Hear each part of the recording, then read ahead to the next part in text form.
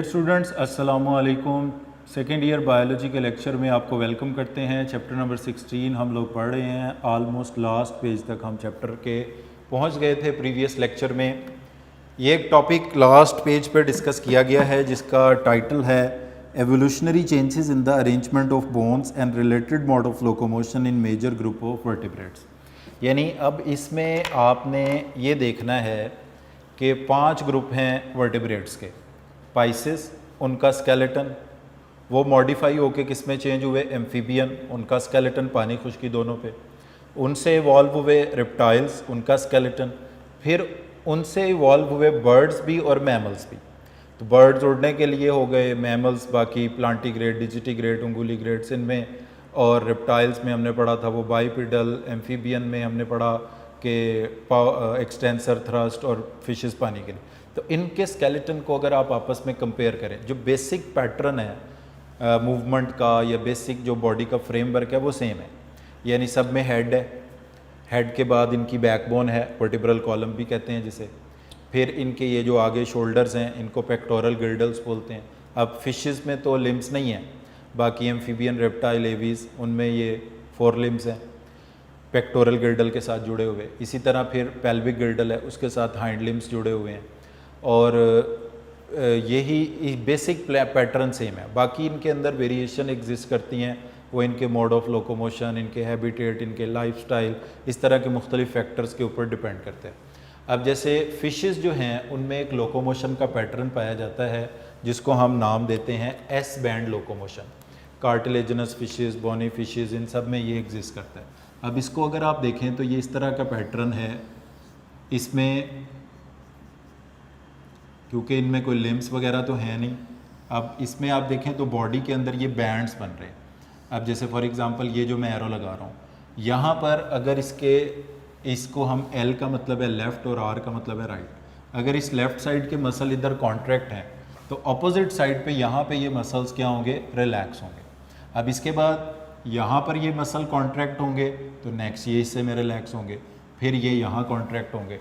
तो इनमें ये होता है कि इनकी फिशेस की जिनकी बॉडी थोड़ी सी वर्म लाइक या होती है, कार्टिलेजनस फिशेस इसमें आते हैं, शार्क इसमें आते हैं, इनकी बॉडी के जो राइट लेफ्ट के मसल्स हैं वो ऑल्टरनेटली कॉन्ट्रैक्ट करते हैं। एक पार्ट में अगर मसल कॉन्ट्रैक्ट है राइट साइड पे तो लेफ्ट का रिलैक्स होगा, नेक्स्ट पार्ट में क्या होगा, लेफ्ट का कॉन्ट्रैक्ट होगा तो राइट का रिलैक्स होगा। तो इस तरह इनकी बॉडी में ये बैंड्स बनेंगे।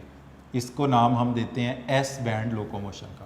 तो एस बैंड लोकोमोशन पाई जाती है उन एनिमल्स में जिनकी वर्म लाइक बॉडी होती है, या फिशेस में जिनमें इनकी बॉडी के जो राइट लेफ्ट के ईदर साइड के मसल्स हैं वो ऑल्टरनेटली कॉन्ट्रैक्ट रिलैक्स करते हैं, और इनकी बॉडी के अंदर एक बैंड्स पैदा होते हैं, लैशेस पैदा होती हैं, वेव्स पैदा होती हैं, जिनकी वजह से इनकी बॉडी जो है वो फॉरवर्ड मूव करती है।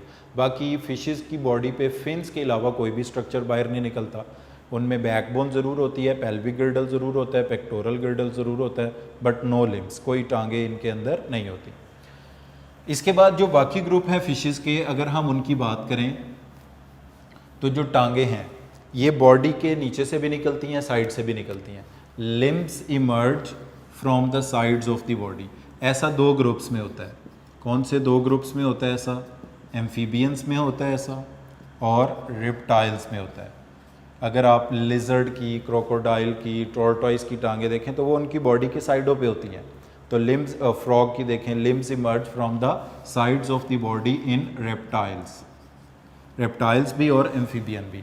जबकि अगर आप परिंदों की टांगे देखें तो बॉडी के नीचे हैं, मैमल्स की टांगे देखें तो बॉडी के नीचे हैं। Limbs emerge beneath the body, body के नीचे जो हैं उनकी एग्जाम्पल में आएंगे एवीज और मैमल्स। तो if limbs emerge beneath the body तो ये होंगे एवीज और मैमल्स, इनकी एग्जाम्पल हैं। And if the limbs emerge from the sides of the body तो इसकी एग्जाम्पल में रेप्टाइल्स और एम्फीबियंस आते हैं। डियर स्टूडेंट, एक बात आपको बता दूं कि इस पेज में से जो टर्म्स मैं डिस्कस कर रहा हूँ आपने इनको अच्छी तरह मेमोराइज़ कर लेना है, याद कर लेना है, और इनके ही MCQ या शॉर्ट क्वेश्चन के पॉइंट ऑफ व्यू से आपने इनको देखना है। बाकी ये एक डिस्कशन का टॉपिक है, मगर मेन पॉइंट जो एग्ज़ाम में पूछे जा सकते हैं उनको मैं यहाँ पर डिस्कस कर रहा हूँ। इसके बाद नेक्स्ट मूव करते हैं तो एक टर्म इधर डिस्कस की जाती है, tetrapods. The animals which walk on 4 limbs. The animals animals which walk on 4 limbs, वो एनिमल्स जो 4 टांगों पे चलते हैं या जिनमें 4 टांगें होती हैं, सिंपली इनको कहा जाता है tetrapod. The animals which walk on 4 limbs are known as tetrapod. फिर टर्म एक यहाँ पर डिस्कस की गई है pentadactyl. The animals having 5 digits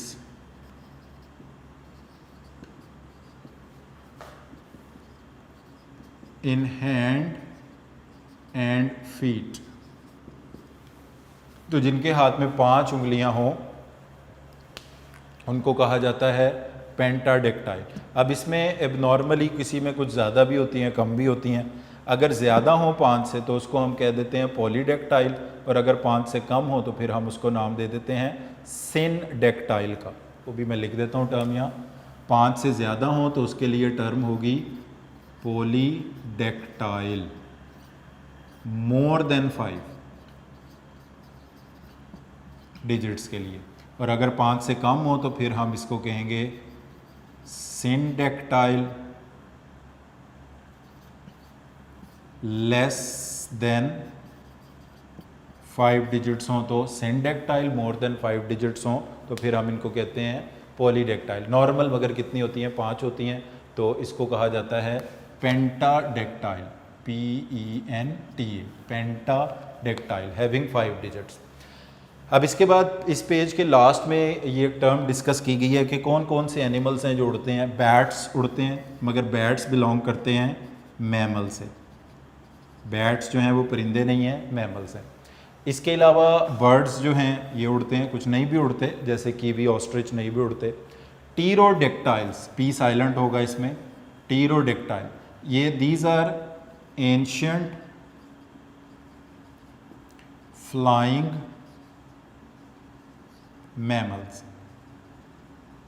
ये एंशियंट फ्लाइंग मैमल्स हैं। ये ऐसे मैमल्स हैं जो अब एक्सटिंक्ट हो गए हैं, मगर पुराने वक्त में जब ये मौजूद थे ये भी उड़ते थे। तो 3 किस्म के ऑर्गेनिजम्स में डियर स्टूडेंट्स फ्लाइट इवॉल्व हुई है। बैट्स में जो कि मैमल्स का मेंबर है, बर्ड्स तकरीबन ज़्यादातर उड़ते हैं। Pterodactyl, these are ancient group of mammals which have the ability to fly, जिनमें उड़ने की सलाहियत थी। लास्ट पेज पर चैप्टर की अगर हम आ जाएं तो यहाँ पर एक टर्म डिस्कस की जाती है foramen ट्राइओसियम। Foramen ट्राइओसियम।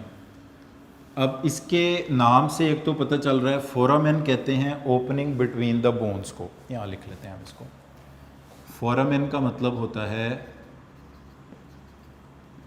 Opening between bones. कोई बोन्स की बनी हुई अगर कोई कोई ओपनिंग है, कोई सुराख है, जैसे ऑक्सीपिटल फोरामेन, खोपड़ी की जहाँ से वो स्पाइनल कॉर्ड निकलता है, ऐसे कहते हैं, तो इसको बोलते हैं फोरामेन। फोरामेन ट्राई का मीनिंग होता है 3, ऑसियम कहते हैं बोन्स को। तो ऐसी ओपनिंग जो 3 बोन्स से मिलकर बनी है, इसको नाम देंगे फोरामेन ट्राइओसियम का। अब वो इसमें कौन सी 3 बोन्स इन्वॉल्व हैं उनके हम नाम लिख लेते हैं। कोराकॉइड इसमें बोन इन्वॉल्व है, इसके अलावा इसमें स्कैपुला,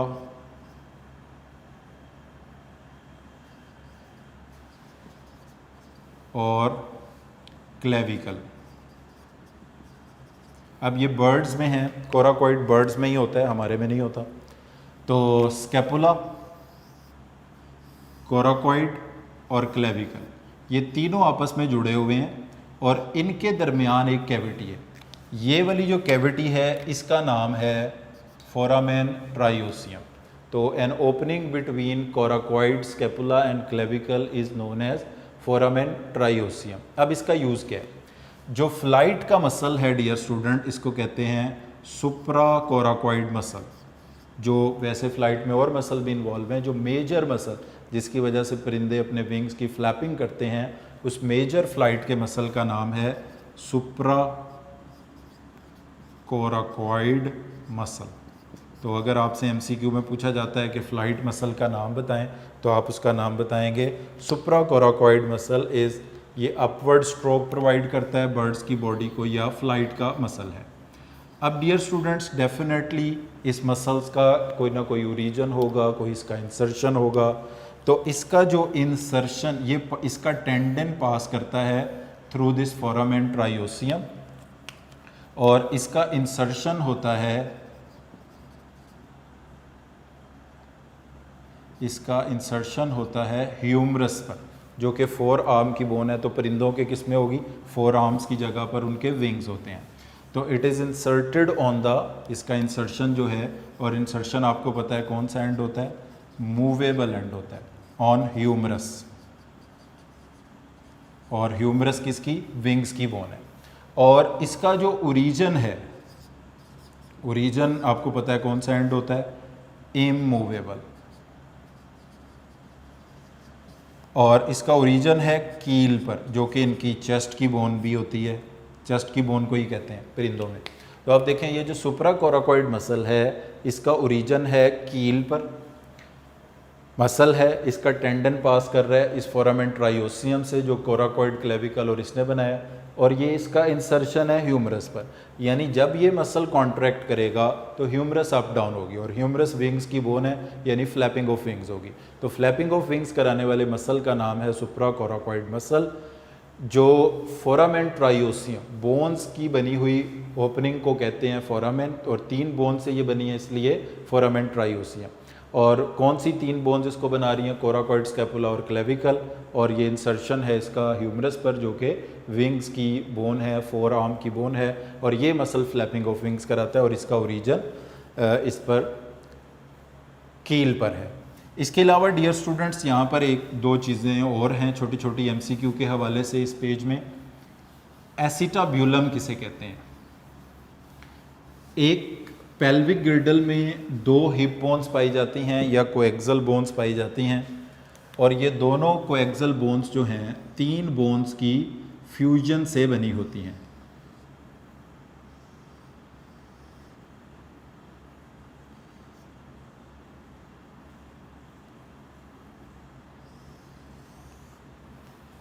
इस तरह से अगर हम बात करें हिप बोन्स की, तो इसका एक पार्ट ये है, दूसरा पार्ट ये है, और तीसरा पार्ट ये है। अब इनके कुछ नाम हैं। इस पॉइंटेड पार्ट को कहते हैं इस्कियम,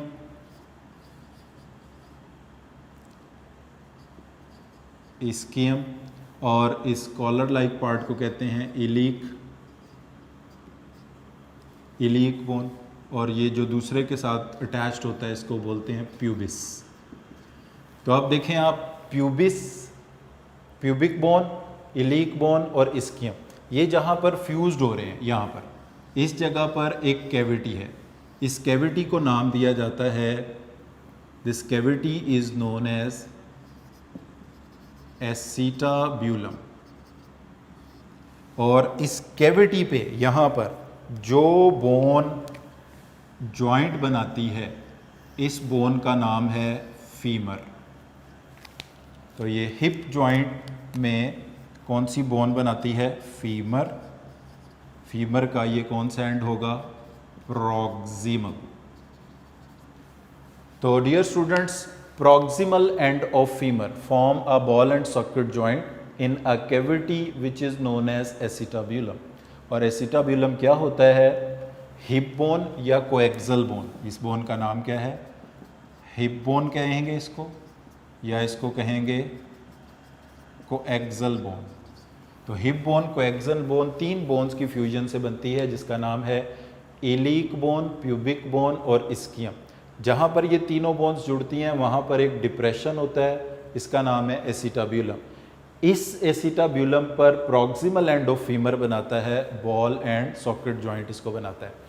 इसके अलावा डियर स्टूडेंट, इसी डायग्राम के हवाले से एक और छोटा सा पॉइंट है, वो भी आपको यहीं पर समझा दें। ये पूछा जाता है कि जो पेल्विक गिर्डल है उसके साथ वर्टिब्रल कॉलम का कौन सा पार्ट अटैच होता है। यानी अगर ये यहाँ पर हमारे पास ये दूसरी प्यूबिक बोन है, ये इसी तरह इलीक होगी, इलीक पार्ट, ये एसिटाब्यूलम। तो इस तरह ये बन गया हमारे पास, दोनों ने मिलकर क्या बनाया? पेल्विस। पेल्विस के साथ वर्टिब्रल कॉलम का कौन सा पार्ट जुड़ा होता है? तो डियर स्टूडेंट, वर्टिब्रल कॉलम की जो वर्टिब्री इस तरह से फ्यूजन के नतीजे में बनती हैं, ये ट्रायंगुलर पार्ट होता है। इस बिल्कुल टिप को तो कहते हैं टेल और कॉकिक्स। जो आखिरी 4 वर्टिब्री हैं उनकी फ्यूजन से तो ये कॉकिक्स बनती है। इतने पार्ट को आप कॉकिक्स कह दें, यहाँ से यहाँ तक। और बाकी ये वाला जो पार्ट है इसको बोलते हैं सैक्रम। तो अब इसके हवाले से एक मैं एमसीक्यू पूछता हूँ, आपको उसका क्लियर आइडिया भी हो जाएगा। Which of the following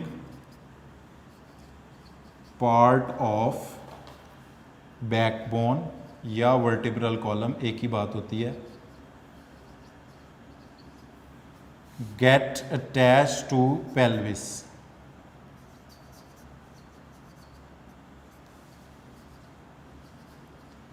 vertebral column का कौन सा पार्ट है जो पेल्विस के साथ जुड़ा होता है? अब आप इसमें देख सकते हैं कि हिप बोन्स के दरमियान जो पार्ट है वो सैक्रम है, कॉकिक्स वाला पार्ट नहीं है। तो इसका आंसर होगा सैक्रम। तो वो पार्ट वर्टिब्रल कॉलम का जो हिप बोन्स के साथ जॉइंट बनाता है, इसको हम कहते हैं सैक्रम का। तो यहाँ पर डियर स्टूडेंट्स, ये हमारे चैप्टर नंबर 16 के जो थ्योरेटिकल टॉपिक्स हैं वो हमारे कंप्लीट हो रहे हैं। अब हम मूव करेंगे इसकी एक्सरसाइज की तरफ।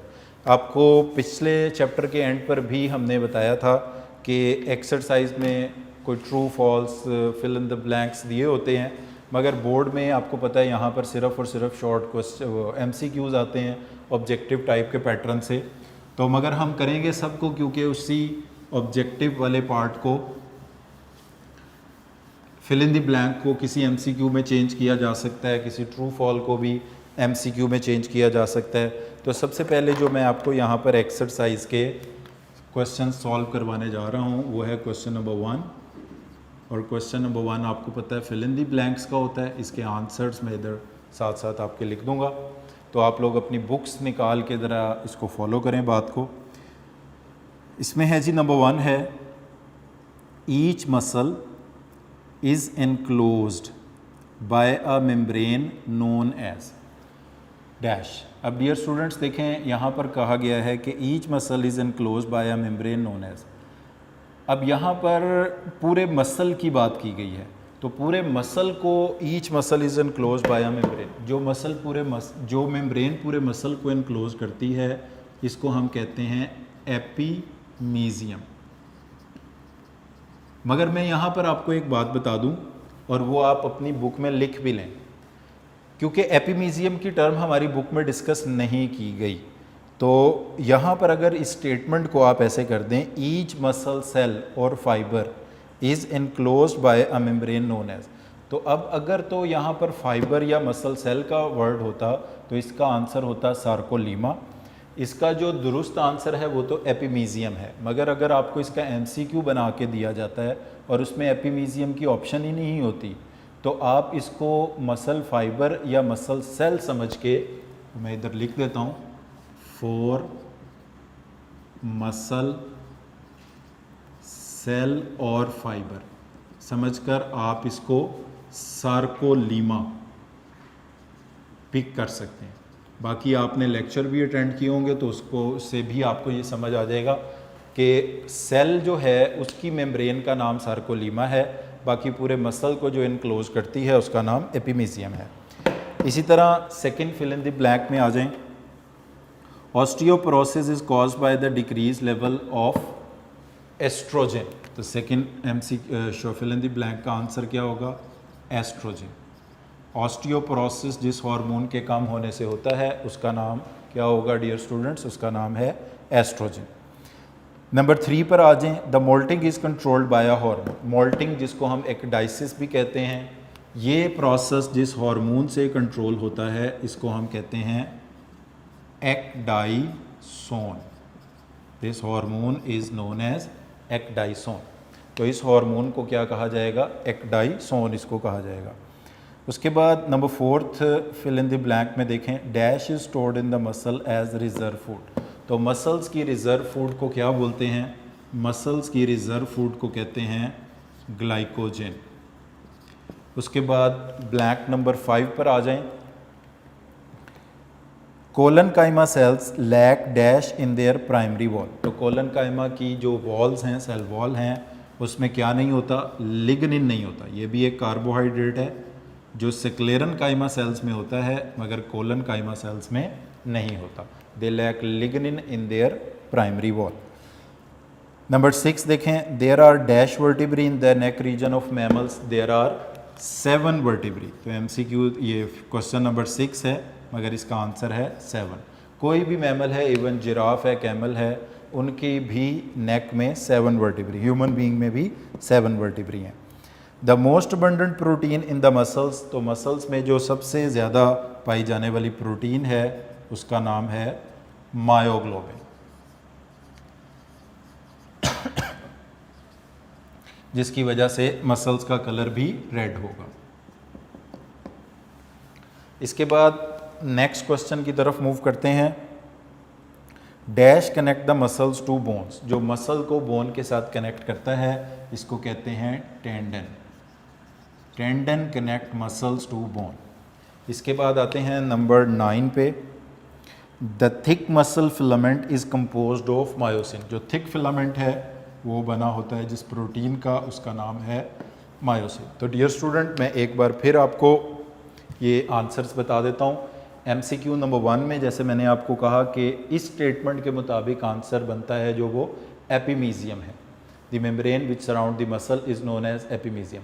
मगर क्योंकि हमारी बुक में एपिमीजियम का जिक्र नहीं है, इसलिए अगर कोई क्वेश्चन आपको MCQ का इस तरह बनता है कि फॉर मसल सेल या फाइबर कहा जाए तो फिर आप इसका आंसर सार्कोलीमा भी कर सकते हैं। मगर बहुत सी हैंड बुक्स में आपको इसका आंसर सार्कोलीमा लगा हुआ नज़र आएगा क्योंकि वो इसको मसल सेल या फाइबर कहते हैं। मगर आप बुक की स्टेटमेंट देखें तो पूरे मसल को एपिमीजियम सराउंड करता है।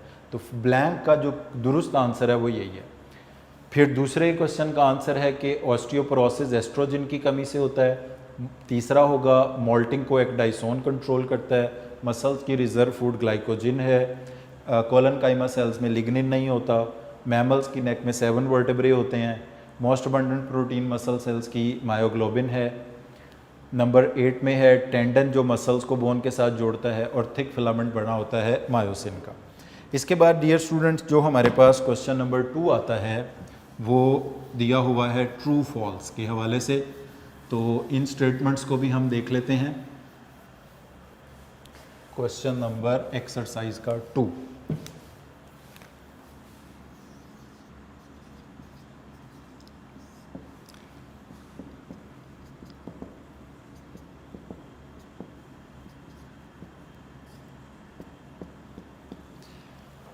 जी डियर स्टूडेंट्स, पहला सवाल है the shoulder joint is a hinge joint.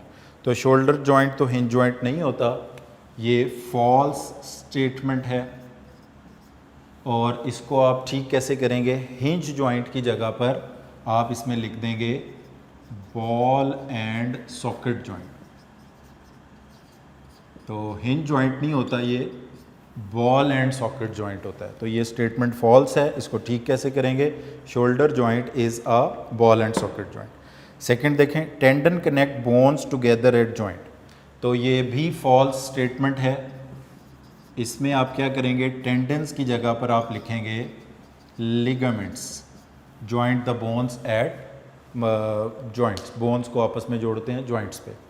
इसी तरह डियर स्टूडेंट्स ट्रू फॉल्स में जो तीसरा क्वेश्चन है, arthritis is often accompanies ageing. तो ये स्टेटमेंट ठीक है कि आर्थराइटिस यानी इन्फ्लेमेशन ऑफ जॉइंट जो है वो एजिंग के साथ साथ होती है। तो ये किसी हद तक बात ठीक है क्योंकि एजिंग के बढ़ने के साथ साथ बोन्स के अराउंड कार्टिलेज कम होती है, बोन्स के बिटवीन फ्रिक्शन बढ़ती है और आर्थराइटिस के चांसेस बढ़ जाते हैं। Calcium provide energy for muscle contraction. तो डियर स्टूडेंट्स ये फोर्थ की स्टेटमेंट भी फॉल्स है। और इसको हम ठीक कैसे करेंगे, इसमें हम कैल्शियम की जगह पर लिखेंगे ATP provide energy for muscle contraction. तो कैल्शियम नहीं, ATP provide energy for muscle contraction. Most of the sclerenchyma cells are non living. तो डियर स्टूडेंट्स ये जो फिफ्थ ट्रू फॉल्स है ये ट्रू है। जो ज़्यादातर सिक्लेरन काइमा सेल्स होते हैं, दे लूज़ देयर प्रोटोप्लाज्म, तो इसलिए वो डेड सेल्स कंसिडर किए जाते हैं। इसके बाद डियर स्टूडेंट्स हम लोग आते हैं 6th ट्रू फॉल्स की तरफ। Visceral muscles are striated and involuntary and smooth. तो विसरल मसल स्मूथ मसल्स को कहते हैं, तो ये स्ट्रेटेड नहीं होते। इसका मतलब है ये जो 6 की स्टेटमेंट होगी ये भी फॉल्स है, और इसमें आप सही कैसे करेंगे इसको, स्ट्रेटेड की जगह अनस्ट्रेटेड कर दें या अनस्ट्रिप्ड कर दें, तो फिर ये स्टेटमेंट ठीक हो जाएगी कि विसरल मसल स्मूथ होते हैं, इनवॉलेंट्री होते हैं और अनस्ट्रिप्ड होते हैं। तो इस तरह डियर स्टूडेंट एक बार फिर आप इसके आंसर देख लें। थर्ड ट्रू फॉल्स और 5 इनकी स्टेटमेंट ट्रू हैं, बाकी ये सारे फॉल्स हैं, और वो आपको बता दिया कि ये कैसे ठीक होंगे। इसके बाद हम लोग आ जाते हैं क्वेश्चन नंबर 3 पर, जो कि MCQs बेस्ड है।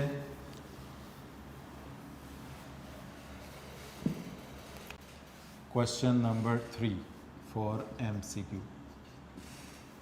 तो इसमें डियर स्टूडेंट्स जो हमारा पहला सवाल है, 1 बाय 1 इनको देखते हैं। Which of these is a direct source of energy for muscle contraction. तो dear students direct source of energy for muscle contraction सिर्फ और सिर्फ कौन होगा, ATP। तो नंबर 1 का आंसर होगा ए ऑप्शन, जो कि मैंने आंसर भी लिख दिया है यहाँ पे, ATP। अच्छा, यहाँ आपको बता दें कि ये बोथ ए एंड बी क्यों नहीं होगा, क्योंकि ये जो केराटिनिन फॉस्फेट है ये डायरेक्ट सोर्स ऑफ एनर्जी नहीं है। केराटिनिन फॉस्फेट एनर्जी को स्टोर ज़रूर करता है, और ये फॉस्फेट ग्रुप प्रोवाइड करता है for the synthesis of ATP। तो इसलिए ये हम इसको भी सोर्स ऑफ ATP कह सकते हैं, अनदर सोर्स ऑफ ATP या अल्टरनेट सोर्स ऑफ ATP, मगर ये डायरेक्ट सोर्स ऑफ एनर्जी नहीं है। व्हेन मसल कॉन्ट्रैक्ट, तो अब ये 4 ऑप्शन है, sarcomere increases in size, lactic acid is produce, myosin slide past actin. तो इसका आंसर बी ऑप्शन होगा, B option myosin slide past actin. इसके बाद नंबर 3 पर आ जाते हैं। तो इसमें Which of the following changes occur when a skeletal muscle contracts? The A band shorten। तो A band की लेंथ में तो डियर स्टूडेंट्स कोई चेंज आता ही नहीं है, A band की लेंथ शॉर्ट नहीं होती। The Z line slide further apart, वो भी जब मसल कॉन्ट्रैक्ट होता है एक दूसरे के करीब आती हैं। I band shorten, actin filament contract. तो इसमें से जो दुरुस्त स्टेटमेंट है वो हमारी है बी ऑप्शन। हम ऑप्शन लिख लेते हैं यहाँ पे, बी ऑप्शन। सेकंड की भी बी ऑप्शन थी, थर्ड की भी बी ऑप्शन है, और फर्स्ट की ए ऑप्शन थी।